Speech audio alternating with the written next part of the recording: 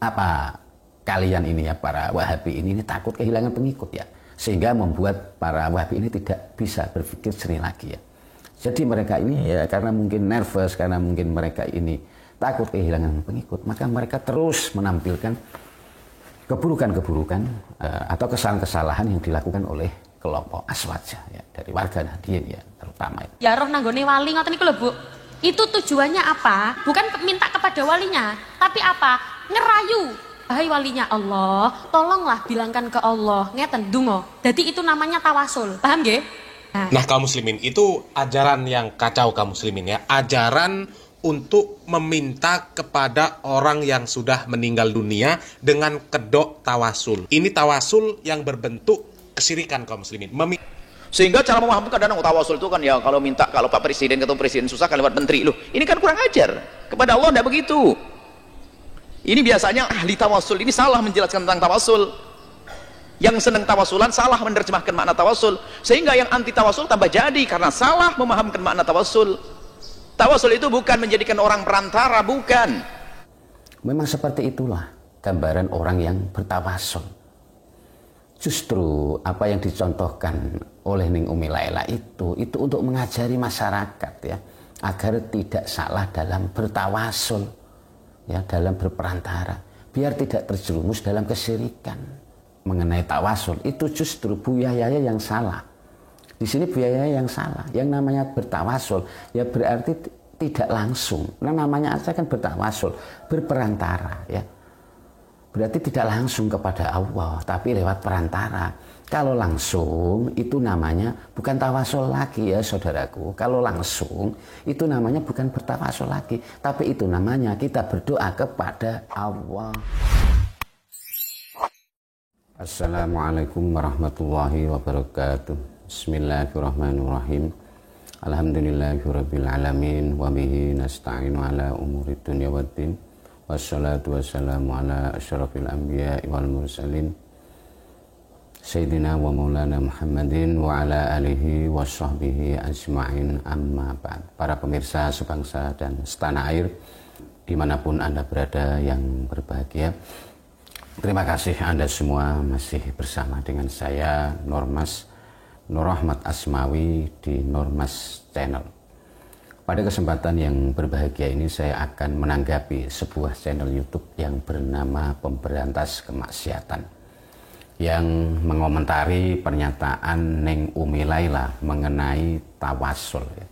Sebenarnya ada banyak channel-channel yang ikut mengomentari pernyataan Ning Umi Laila ini ya, dan akhir-akhir ini lagi booming ya, lagi rame. Ning Umi Laila ini banyak ditanggapi oleh para youtuber terutama dari kalangan mereka channel-channel Wahabi ya.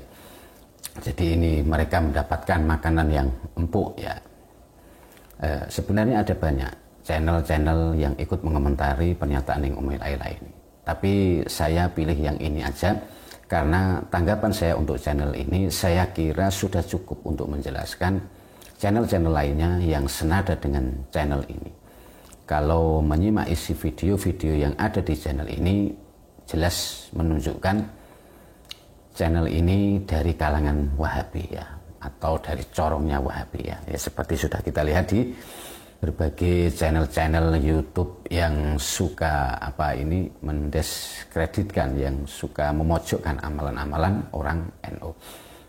Sebenarnya saya malas sekali untuk ikut menanggapi komentar-komentar dari kalangan Wahabi ya, karena sudah banyak tuduhan-tuduhan mereka seperti ini syirik, ini kafir, ini sesat, ini bid'ah dan sebagainya. Sudah berkali-kali dijelaskan dengan panjang lebar, yang tentu penjelasan itu jelas berdasarkan dari Al-Quran dan hadis. Tapi ya lagi-lagi ujung-ujungnya mereka berkesimpulan kalau kita ini yang sudah menjelaskan seperti itu masih dianggapnya tidak berdasar sesuatu yang sudah jelas di dalam Al-Quran dan di dalam hadis. Jadi namanya orang itu kalau sudah mungkin sudah tidak cocok, kemudian dia tidak mau mengkaji, tidak mau meneliti apa yang disampaikan dari penjelasan dari Aswaja, ya memang seperti ini. Jadi mereka langsung bahwa apa yang kita lakukan ini seakan selama ini itu tidak berdasarkan sunnah dan hadis. Jadi kalau menanggapi Wahabi ini ya sebenarnya tidak akan ada habisnya ya, karena ini sudah menyangkut beda pendapat, beda penafsiran ya. Kalau sudah ranahnya di situ ya, walaupun sumbernya sama, dasarnya sama, tapi kalau sudah penafsiran kita yang berbeda ya, sampai kapanpun tidak akan pernah ketemu. Lawang sumbernya kan sudah sama dari Al-Quran dan hadis.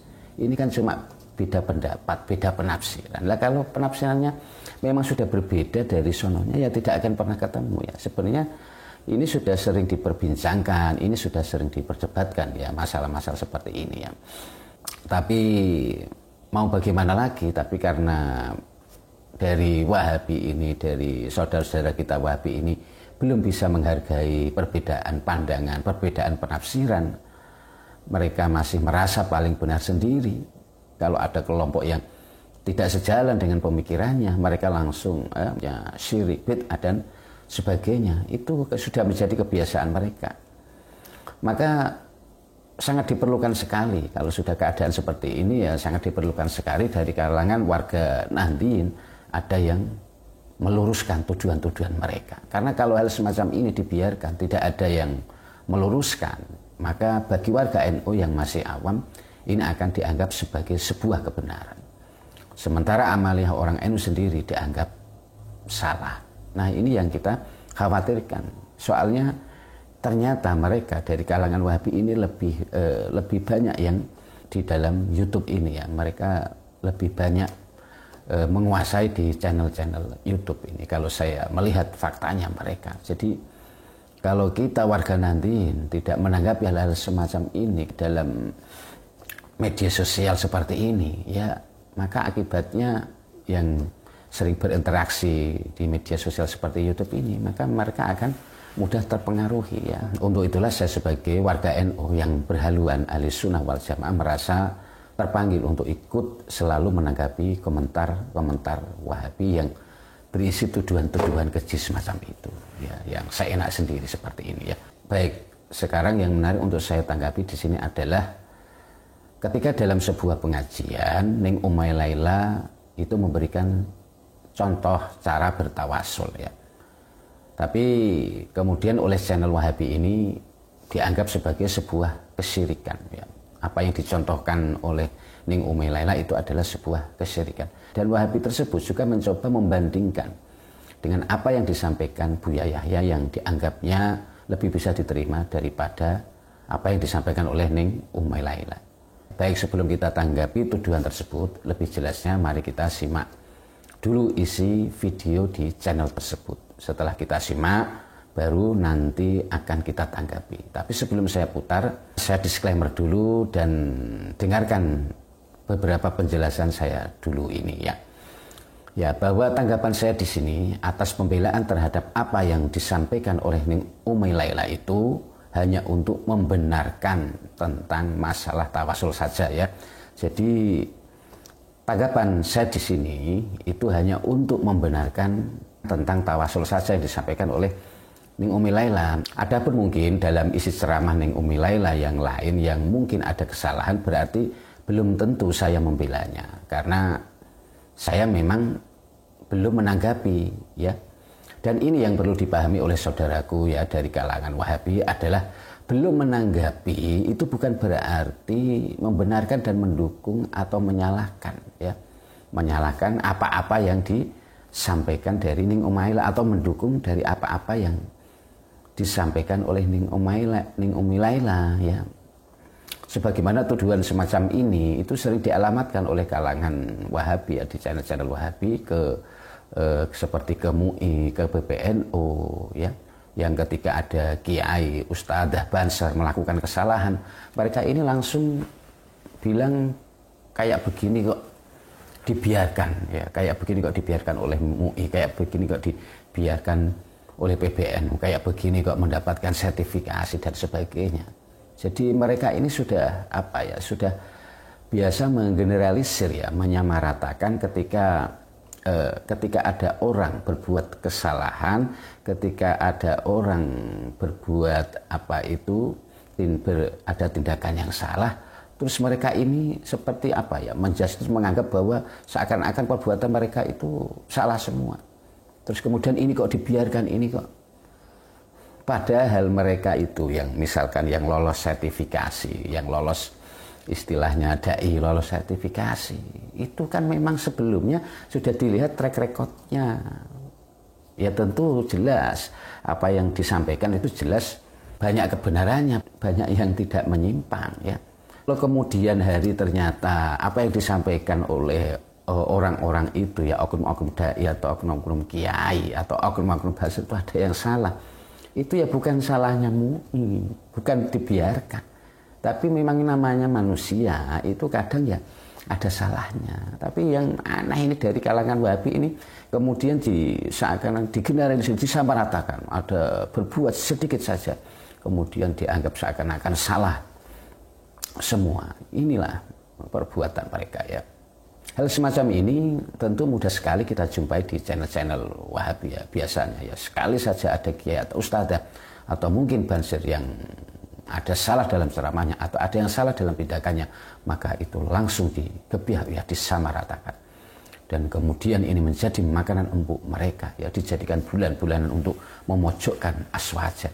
Seakan-akan apa yang dilakukan para kiai selama ini lebih banyak salahnya daripada yang benar. Padahal pada kenyataannya adalah sebaliknya. Kalau misal dibandingkan satu kesalahan itu ya banding ribuan kebenaran yang disampaikan ya. Kalau misalkan banser hari ini melakukan tindakan ada yang salah, itu kalau dibandingkan tindakan kebaikannya, manfaat dari banser ini, ya jauh lebih banyak sekali, tidak ada apa-apanya. Terus kemudian mereka ini berkomentar, ini banser sudah kayak begini kok dibela, kiai sudah kayak begini kok dibela, terus ning Umilaila kayak begini kok dibela. Ini ya makanya saya disclaimer seperti ini biar mereka tidak gagal paham ya.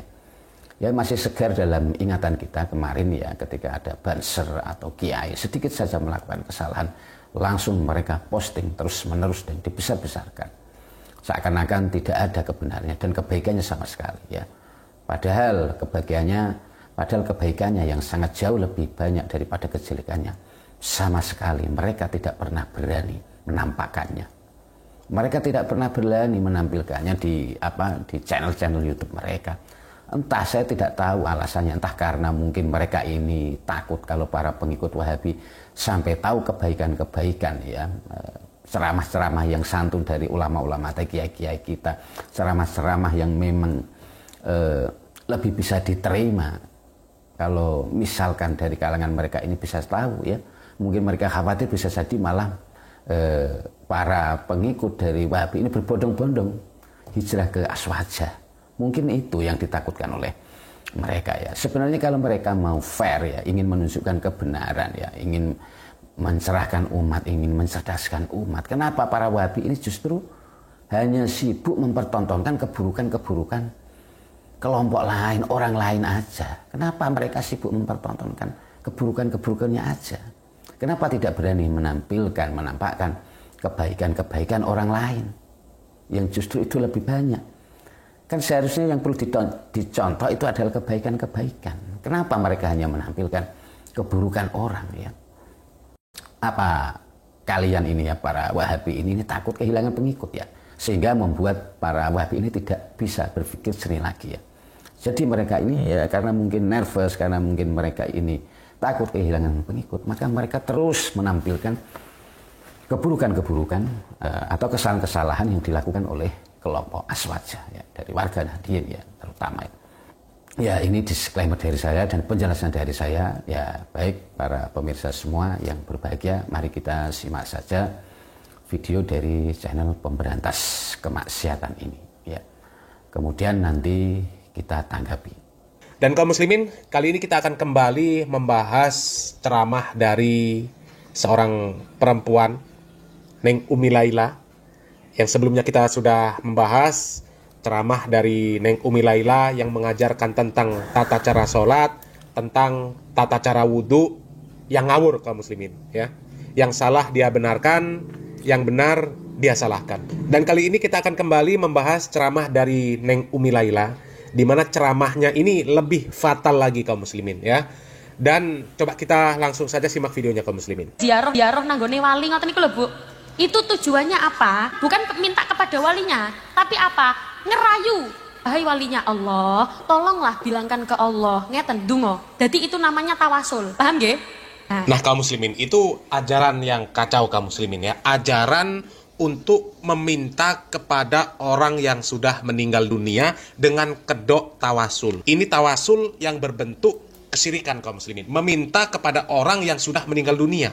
Meskipun hanya meminta untuk menyampaikan doanya kepada Allah Subhanahu wa Ta'ala. Ini orang yang sudah meninggal, yang seharusnya didoakan, seharusnya dibantu dengan sedekah, dibantu dengan bacaan Al-Quran dan lain sebagainya ya. Ini kok malah dimintai tolong supaya membawa doa orang yang masih hidup kepada Allah Subhanahu wa Ta'ala. Padahal orang yang masih hidup itu masih bisa berdoa sendiri, masih bisa berusaha sendiri, masih bisa belajar bagaimana supaya doanya ini bisa terkabul. Dan di antara syarat terkabulnya doa itu adalah dengan mengerjakan ketaatan-ketaatan kepada Allah Subhanahu wa Ta'ala. Dan ini sesuai dengan firman Allah Subhanahu wa Ta'ala.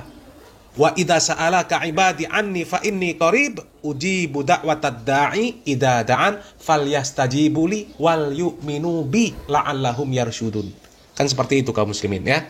Dan apakah benar kaum muslimin konsep tawasul ya itu seperti yang disebutkan oleh Neng Laila ini kaum muslimin ya. Coba kita simak video dari tokoh Aswaja yang menjelaskan tawasul versi Aswaja ya. Ini tawasul yang tidak syar'i. Akan tetapi kesalahan tawasul yang disampaikan oleh tokoh Aswaja ini tidak separah tawasul yang diajarkan oleh si Neng Laila ini kaum muslimin ya. Coba kita simak videonya kaum muslimin. Kalau tawasul itu adalah dua. Pertama tawasul dengan doa, yang kedua doa dengan tawasul. Kalau tawasul dengan doa itu adalah di antara orang yang hidup. Misalnya Anda datang kepada Kiai Fulan, Habib Fulan, ya Habib, Kiai doain saya. Padahal dia sendiri bisa doa kepada Allah, tapi dia minta kepada orang lain agar mendoakan. Ini tawasul bid-doa. Dan ini sudah biasa dan umum. Yang kedua adalah doa bit-tawasul. Doa di dalamnya ada tawasul. Yang mana? Ya ini yang sering orang nggak paham dan mempermasalahkan masalah yang kedua ini. Yang pertama jelas nggak ada masalah. Yang kedua juga sebetulnya tidak ada masalah bagi yang paham. Cuman yang menjadi masalah adalah kadang dari kita yang pakai tawasul salah memahamkan orang lain. Sehingga cara memahamkan kadang tawasul itu kan ya kalau minta, kalau Pak Presiden ketemu Presiden susah kan lewat menteri. Loh, ini kan kurang ajar. Kepada Allah tidak begitu. Ini biasanya ahli tawasul ini salah menjelaskan tentang tawasul. Yang senang tawasulan salah menerjemahkan makna tawasul. Sehingga yang anti tawasul tambah jadi karena salah memahamkan makna tawasul. Tawasul itu bukan menjadikan orang perantara, bukan. Tawasul doa bi tawasul bukan menjadikan orang perantara. Kalau doa tawasul bi doa tadi ia menjadikan orang untuk mendoakan kita yang pertama. Tapi tawasul yang selama ini dipermasalahkan ada orang salah paham. Bukan menjadikan orang perantara ya kalau kita kepada presiden susah lewat ini, ke Pak Lurah lewat Bu Lurah, lewat anaknya. Ini kan urusan dengan manusia. Tapi dengan Allah enggak, kita bisa langsung. Maka tawasul doa dengan tawasul itu maknanya, ini yang selama ini dijalankan oleh para ulama kita. Ini maknanya tawasul doa dengan tawasul artinya minta kepada Allah, mintanya tetap kepada Allah dan membawa orang-orang yang Allah cintai, itu tawasul. Allahumma inni atawajjahu ilaika binabiyyika nabiyir rahmati, dalam hadis, ya Allah aku memohon kepadamu dan aku bawa bersama doaku orang yang sangat kucintai Nabi. Nah kaum muslimin, itu tadi dua konsep tawasul yang dijelaskan oleh dua orang yang berbeda, sama-sama dari Aswaja kaum muslimin ya. Kalau yang dijelaskan oleh Neng Umi Laila itu jelas kesyirikan kaum muslimin ya. Meminta tolong kepada orang yang sudah meninggal dunia, merayu orang yang sudah meninggal dunia untuk menyampaikan doa orang yang masih hidup kepada Allah Subhanahu wa Ta'ala. Padahal orang yang sudah meninggal dunia itu butuh didoakan, bukan dijadikan sebagai pembawa doa kita kepada Allah Subhanahu wa Ta'ala. Ini jelas namanya meminta kepada orang yang sudah meninggal dunia. Ya, meminta kepada sesuatu yang dia ini butuh kepada pertolongan. Ya, ini jelas kesyirikan. Kemudian yang disampaikan oleh Buya Yahya kaum muslimin, yang pertama yang disampaikan oleh Buya Yahya itulah yang sesuai dengan syariat Islam kaum muslimin, dan itulah yang diamalkan oleh sahabat Nabi Muhammad SAW, Umar bin Khattab radhiyallahu an, di mana pada masa khalifah sahabat Umar bin Khattab terjadi musim kemarau. Kemudian sahabat Umar bin Khattab mendatangi paman Nabi Muhammad SAW, meminta paman Nabi Muhammad SAW untuk berdoa supaya Allah Subhanahu Wa Taala menurunkan hujan. Dan itu disyariatkan. Memang tidak ada masalah. Ya, tawasul yang seperti itu, tawasul dengan orang soleh yang masih hidup, itu disyariatkan. Itu tidak dilarang, bukan bid'ah. Ya, itu yang sesuai dengan syariat Islam. Tapi tawasul dengan menyebut nama-nama orang soleh, ya, ini berbeda dengan penjelasan Neng Umi Laila tadi, ya. Kalau penjelasan Neng Umi Laila tadi disebut oleh Buya Yahya, ini kurang ajar namanya. Ya, kurang ajar. Allah Subhanahu Wa Taala dianalogikan dengan makhluk, dengan manusia. Itu kurang ajar namanya. Akan tetapi yang disampaikan oleh Buya Yahya tadi itu adalah tawasul dengan menyebut nama orang soleh. Nama orang soleh itu dibawa, ya. Istilahnya dijual kepada Allah Subhanahu Wa Taala. Ya Allah, dengan kemuliaan si fulan, dengan kemuliaan si fulan, aku memohon kepadamu. Ya, doa yang seperti itu tidak pernah diamalkan oleh Nabi Muhammad SAW, tidak pernah diajarkan oleh Nabi Muhammad SAW, tidak pernah diamalkan oleh para sahabat radhiyallahu anhum ajma'in. Ya, jelas tadi para sahabat mereka berdoa, kalau mereka tawasul mereka mendatangi orang soleh yang masih hidup. Dan kemudian tawasul itu ada yang sesuai dengan syariat Islam kaum muslimin. Ya, tidak semua tawasul dilarang, ada tawasul yang dibolehkan. Ya, tawasul dengan orang soleh yang masih hidup, ya, tawasul dengan nama Allah Subhanahu Wa Taala, dan itu yang sesuai dengan syariat Islam. Kalau memang harus membawa sebuah nama, maka lebih layak nama Allah Subhanahu Wa Taala yang kita bawa di dalam doa kita. Dan itulah yang sesuai dengan Al-Qur'anul Karim, di mana Allah Subhanahu Wa Taala jelas memerintahkan, ya, walillahil asmaul husna fad'uuhu biha, dan milik Allah lah nama-nama yang baik, maka berdoalah dengan menyebut nama Allah Subhanahu Wa Taala yang baik-baik tersebut. Disyariatkan. Ya, kenapa kita membawa nama selain Allah? Padahal nama Allah Subhanahu Wa Taala jauh lebih mulia, tidak ada bandingnya sama sekali kemuliaan nama-nama Allah Subhanahu Wa Taala. Dan kemudian kita tawasul dengan amalan soleh, itulah yang disyariatkan di dalam agama Islam kaum muslimin. Sebagaimana riwayat ada 3 orang yang terjebak di dalam goa, kemudian goa tersebut tertutup oleh batu, kemudian orang yang terjebak tersebut menyebutkan amalan-amalan soleh yang sudah mereka kerjakan, berharap mereka agar Allah Subhanahu Wa Taala membukakan pintu goa tersebut dengan menggeser batu tersebut, dan akhirnya batu tersebut terbuka. Dan itulah tawasul yang sesuai dengan syariat Islam, bukan tawasul seperti yang disampaikan oleh Neng Laila tadi, yang jelas itu kesyirikan, dan juga bukan tawasul yang dijelaskan oleh Buya Yahya untuk tawasul jenis yang kedua tadi kaum muslimin, yaitu dengan menyebut nama-nama orang soleh. Kalau memang harus menyebut, lebih baik kita menyebut nama Allah Subhanahu Wa Taala, dan itulah yang diperintahkan oleh Allah Subhanahu Wa Taala. Di sini apa yang dicontohkan oleh Ning Umi Laila tentang bertawasul itu sudah tepat sekali, ya. Dan sama sekali tidak ada yang salah, ya. Tidak ada yang salah di sini, dan sama sekali tidak ada unsur kesyirikan. Memang seperti itulah gambaran orang yang bertawasul. Justru apa yang dicontohkan oleh Ning Umi Laila itu untuk mengajari masyarakat, ya, agar tidak salah dalam bertawasul, ya, dalam berperantara, biar tidak terjerumus dalam kesyirikan. Itulah Ning Umi Laila memberi contoh sampai segitunya, biar tidak salah.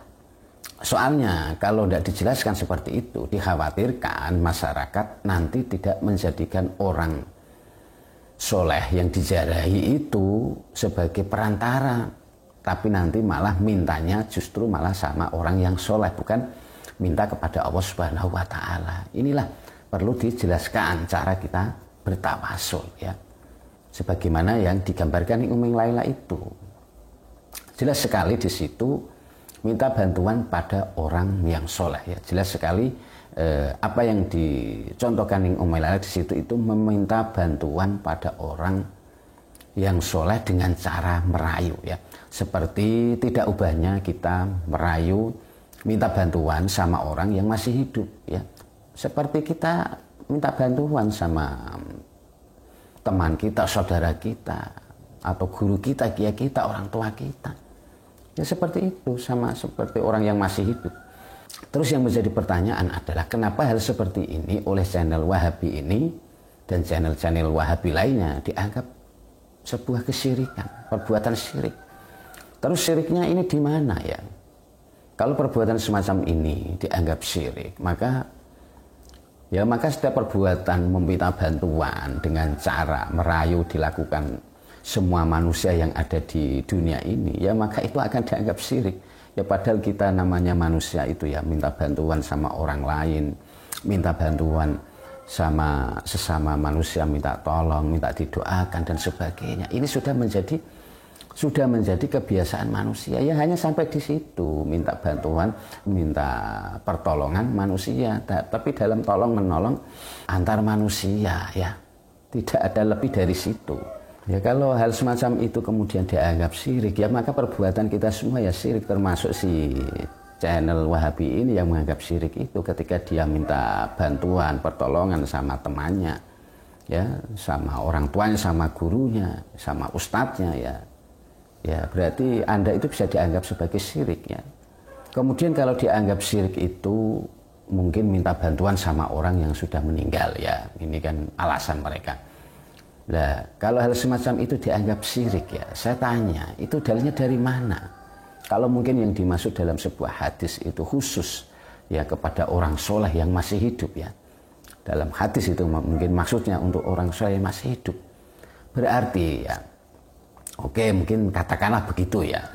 Berarti kalau ada orang yang meminta bantuan sama orang yang sudah meninggal, berarti kan hukumnya harusnya orang tersebut itu perbuatannya itu kan hanya tidak sesuai dengan sunnah saja, harusnya alias bid'ah ya cuma harusnya sampai di situ saja hukumnya kan gitu, bukan syirik ya, harusnya sampai di situ aja, bukan syirik sebagaimana yang Anda tuduhkan ya saya tidak tahu kenapa Wahabi ini kok bisa menganggap ini dianggap sebagai syirik ya. Kalau memang tidak ada dalam hadisnya kalau kalian menganggap itu, ya harusnya kan hanya sebatas sampai di situ aja. Kenapa kok sampai kalian ini menganggap ini sebagai sebuah kesyirikan ya?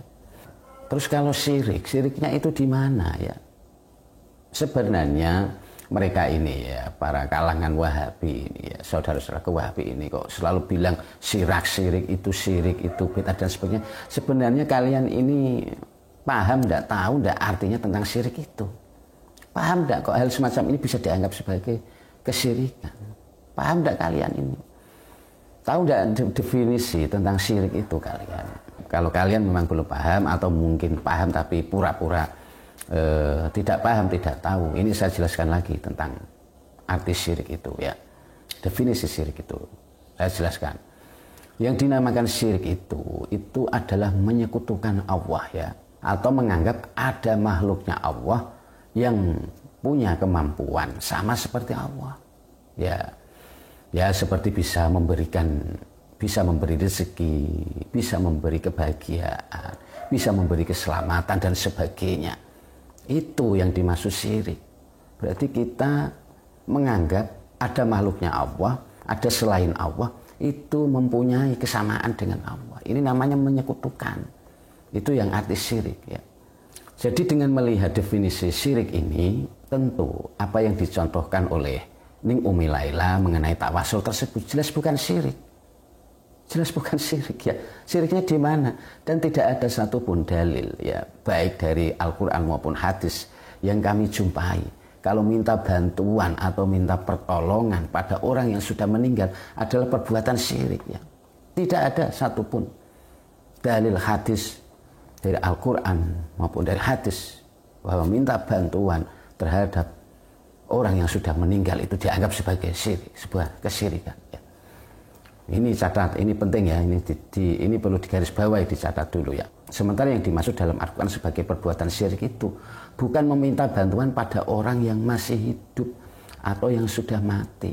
Tapi yang dianggap syirik itu adalah meyakini orang yang dimintai bantuan itu bisa memenuhi, bisa memberikan apa yang dimintanya.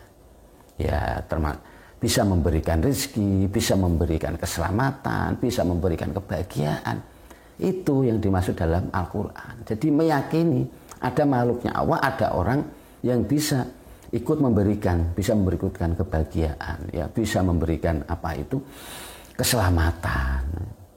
Kalau orang yang sudah mati atau masih hidup hanya sekedar dimintai bantuan ya sebagai perantara saja, dan terus kemudian kita tetap meyakini bahwa Allah lah yang sebenarnya yang memberi, yang memenuhi harapan kita. Allah lah yang sebenarnya yang membuat kita jadi bahagia, yang membuat kita ini jadi selamat, yang membuat kita ini kaya raya dan sebagainya. Kita masih meyakini bahwa memang Allah itulah yang berkehendak, yang berbuat. Maka itu bukan syirik namanya ya. Itu adalah perilaku wajar yang dilakukan yang biasa dilakukan di dalam kehidupan manusia ya. Jadi saling tolong menolong, saling bantu membantu antar sesama makhluknya Allah itu kan boleh-boleh aja. Ini kan sudah biasa dilakukan ya, saling menolong, saling bantu membantu. Kita minta bantuan orang lain, kita minta bantuan doa orang lain, kita minta bantuan doa guru kita, orang tua kita. Ini kan sudah biasa, sudah wajar, sudah dilakukan ya. Yang penting tujuannya itu, minta bantuan itu tujuannya tidak dalam keburukan, tidak dalam kejelekan ya. Selagi kita minta bantuan, tolong menolong dalam hal kebaikan, itu justru dianjurkan di dalam agama Islam. Ini yang perlu kalian catat ya. Minta bantuan untuk kebaikan, untuk kemaslahatan, ya ini justru dianjurkan. Minta bantuan sesama makhluknya Allah. Bahkan kita minta bantuan kepada jin yang juga makhluknya Allah, ini ya boleh-boleh aja. Ini sama saja kita minta bantuan dengan makhluknya Allah. Asal kita minta bantuannya, minta pertolongannya, minta bantuannya, kita tolong menolong, ini dalam hal kebaikan, bukan dalam hal keburukan. Bukankah baginda Nabi kita ya, Nabi Muhammad SAW ikut diutus tidak hanya untuk manusia saja, tapi juga diutus untuk kalangan mereka dari bangsa jin, untuk didakwahi. Kemudian kalau yang dipermasalahkan ya kalau sama yang masih hidup memang boleh, tapi tidak boleh sama yang sudah mati, sudah meninggal. Kami tanya dulu dalilnya mana kalau memang itu dilarang, kalau kita minta bantuan sama orang yang sudah mati itu dilarang ya. Itu dalilnya dari mana?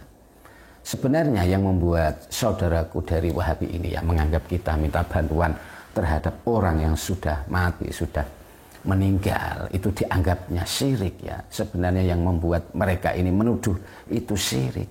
Ini kan hanya berdasar dari suudzon kalian, hanya berdasar dari prasangka buruk Anda, dari prasangka buruk kalian saja. Hanya berdasar dari prasangka buruk kalian saja, yang menganggap orang yang minta bantuan sama orang yang sudah meninggal itu berarti, kemudian kalian anggap berarti sama aja meyakini orang yang soleh yang sudah mati itu sudah meninggal bisa memberikan kebahagiaan, bisa memberikan kekayaan, bisa memberikan keselamatan dan sebagainya. Pasti itu kan yang menjadi prasangka kalian. Pasti itu yang kalian tuduhkan, bahwa ketika ada orang berdoa ya di kuburan, menziarah pada orang yang soleh kemudian berdoa, itu kalian terus anggap kalian itu orang itu meminta pada penghuni di situ ya. Kalian menyangkanya seperti itu. Kalian anggap orang yang berdoa di situ, kalian anggap itu sedang meminta pada walinya Allah, pada orang soleh di situ, minta keselamatan, minta kebaikan kepada mereka. Pasti anggapan kalian seperti itu. Kalau kalian menganggap semacam itu salah besar sekali.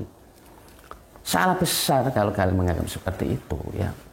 Perlu kalian ketahui saudara Wahabi ya, dalam ajaran Aswaja kami juga sangat mengkhawatirkan kalau umat yang masih awam ini ketika berziarah pada orang yang soleh, orang yang sudah meninggal, orang yang sudah meninggal dunia, kami juga khawatir orang-orang yang masih awam ini tergelincir pada perbuatan yang kalian sangkakan seperti itu. Kami juga khawatir. Makanya dari itu Ning Umi Laila dalam ceramahnya itu memberikan contoh cara bertawasul yang benar. Cara bertawasul yang benar. Biar umat ini, biar masyarakat ini tidak salah dalam bertawasul ya. Karena apa? Karena dikhawatirkan kalau tidak dijelaskan seperti itu, nanti dikhawatirkan nanti mereka itu bertawasulnya justru meminta kepada orang soleh yang ada di situ, justru meminta, malah tidak meminta kepada Allah. Padahal tujuan utama kita itu adalah minta kepada Allah. Cuma kita lewat perantara, sebagaimana Anda minta, sebagaimana seorang anak itu ya, ingin lulus sekolah, ingin hidupnya bahagia, ingin hidupnya sakinah mawaddah warahmah, sebagaimana kemudian anak ini minta doa restu dari orang tuanya agar didoakan, nah diberikan, agar didoakan oleh orang tua ini, dia diberikan oleh Allah hidupnya menjadi bahagia dan sebagainya. Kan seperti itu sebenarnya ya, pemahamannya kan seperti itu. Kenapa kok ini bisa menjadi syirik? Aneh-aneh aja ini ya kalian. Adapun cara kami minta kepada Allah kok tidak langsung saja berdoa minta kepada Allah, kok masih apa itu lewat pelantara ya, masih minta bantuan lewat perantara orang yang soleh, orang yang sudah meninggal. Kalau itu ya, kalau itu tentu urusan teknis saja ya. Kalau masalah ini kan tentu urusan teknis saja. Dan suka-suka kami ya. Kami mau berdoa sendiri atau sama minta bantuan doa orang lain, itu kan istilahnya selera kami ya, itu kan hak kami, itu suka-suka kami ya. Begitupun Anda kalau misalkan ingin berdoa sendiri, Anda ingin berdoa sendiri atau Anda juga ingin didoakan oleh orang lain, itu ya suka-suka Anda sebenarnya kan. Kemudian kalau kalian ingin berdoa langsung kepada Allah, ya silahkan saja. Silahkan saja kalau Anda langsung mau minta kepada Allah, ya itu hak Anda. Yang penting ya, yang perlu kalian pahami, yang penting kalian itu jangan sok jangan sok tahu, jangan asal tuduh sirak-sirik kepada saudara sesama muslim Anda ya. Jangan asal tuduh seenaknya ya. Kita ini kan sebenarnya cuma beda selera. Kalian itu punya selera cara berdoa yang langsung, ya silahkan kalau kalian mau langsung. Sementara kami ingin berdoa dengan meminta bantuan guru-guru kami, ya tidak ada masalah. Itu hak kami kan gitu. Kok kalian kok sampai berprasangka buruk, ini syirik kepalamu itu ya. Dan perlu kalian ketahui juga ya, kenapa kok kami bertawasul sama orang yang mati ya. Kenapa tidak bertawasul sama orang yang masih hidup saja ya, kan masalahnya kan masih banyak ulama, orang-orang soleh yang masih hidup. Kenapa kita kok bertawasul kepada orang yang meninggal, orang yang sudah mati?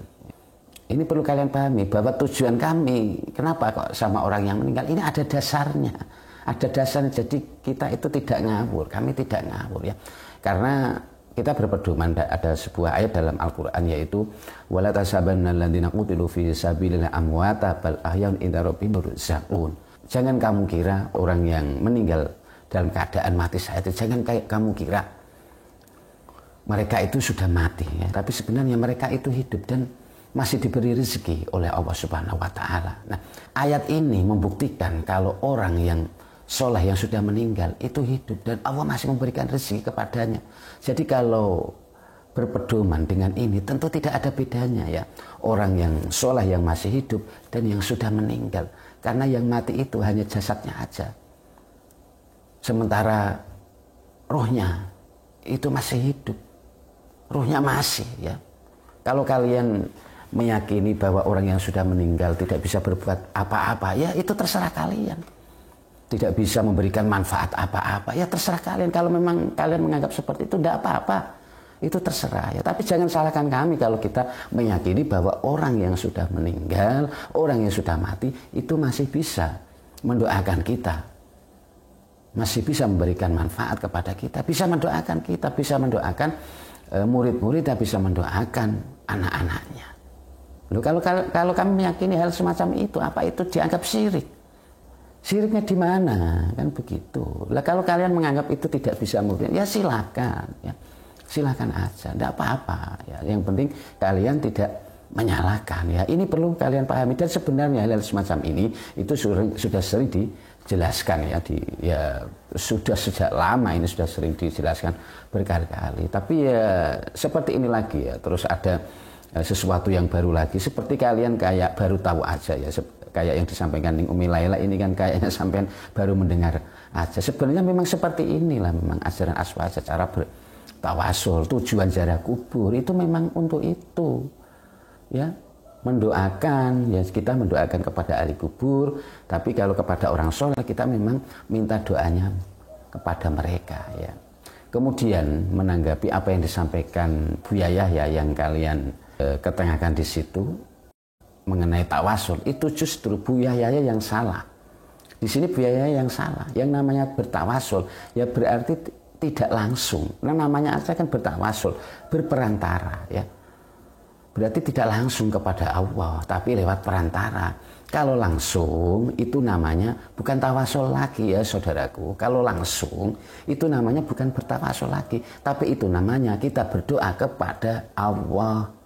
Kalau kita tidak ingin bertawasul ya kita memang berdoa langsung kepada Allah, tapi itu namanya bukan bertawasul ya.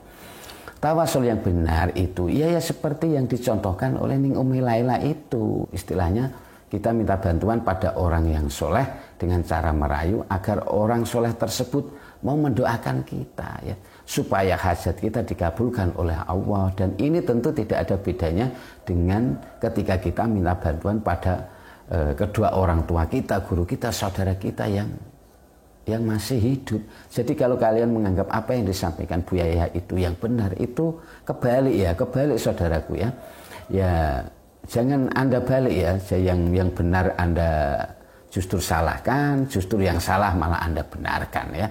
Yang benar itu yang justru dari apa yang disampaikan oleh Ning Umi Laila itu. Ya sebaiknya kalau kalian itu belum begitu paham tentang sesuatu ya jangan paksakan diri Anda untuk menilai ini baik atau buruk ya, ini syirik, bid'ah dan sebagainya. Sebaiknya ya Anda itu belajar dulu sebaiknya ya. Apalagi kalau kalian menilai sesuatu itu hanya berdasarkan kebencian, prasangka buruk saja. Ya jadinya seperti ini. Meskipun itu sebenarnya adalah kebenaran yang asli, kalian pasti tidak akan mau menerimanya. Namanya aja kalian belum melihat, belum mengkaji dulu, kalian sudah berburuk sangka dulu. Bagaimana kalian bisa tahu itu sebuah kebenaran? Baik, saya kira cukup sekian dari apa yang saya sampaikan. Tapi sebelum saya akhiri dari apa yang saya sampaikan ini, saya ingin berpesan kepada saudaraku dari kalangan Wahabi, saudaraku yang suka mensirik-sirikan, saudaraku yang suka membid'ah-bid'ahkan amalan orang NU ya, yang sok paling benar sendiri, yang suka langsung menyalahkan dan sebagainya. Janganlah kalian ini memaksakan diri kalian untuk menghukumi seseorang hanya berdasar prasangka buruk saja. Masa tidak ada dalil yang melarang orang minta bantuan sama orang yang sudah meninggal, kok bisa kalian itu menghukumi syirik ya, menghukumi haram aja tidak boleh, kok malah sampai kalian itu mensyirikan ya. Seperti contoh saudaraku Heri Pras ya, sudah tahu kata pasti itu jelas berbeda dengan kata menjamin atau jaminan, kok masih aja dipaksakan kalau itu sama aja dengan menjamin, sama aja dengan jaminan. Padahal kata pasti itu bisa berarti macam-macam. Bisa berarti sekedar hanya meyakinkan seseorang, mensugesti seseorang agar mantap dalam bertindak. Ya ini hanya sebagai contoh ya. Saya kira cukup sekian dari apa yang saya sampaikan. Mohon maaf atas segala kesalahan dan kekurangan. Wabillahi taufiq wal hidayah. Wassalamualaikum warahmatullahi wabarakatuh.